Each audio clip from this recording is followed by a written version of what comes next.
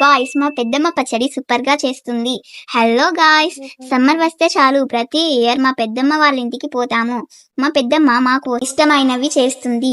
ఈసారి మేము వెళ్ళగానే మామిడికాయ పచ్చడి చేసింది. ఆ పచ్చడి చేస్తుంటే మా పెద్దమ్మకు వాళ్ళ అమ్మ చేసిన పచ్చడి గుర్తుకొచ్చింది.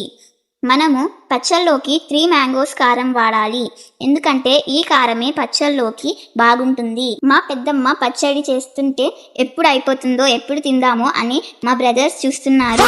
ప్రతిసారి పచ్చడి జార్లో వేయాలి, ఎందుకంటే జార్లో పచ్చడి వేస్తే పచ్చడి అనేది ఖరాబ్ కాకుండా ఉంటుంది, స్మెల్ రాకుండా ఉంటుంది. అంత పచ్చడి జార్లో వేసిన తరువాత రేషన్కు అంటుకున్న కారం దాంట్లో రైస్ వేసుకొని కలుపుకొని తింటే ఈ టేస్ట్ అనేది నెక్స్ట్ లెవెల్లో ఉంటుంది.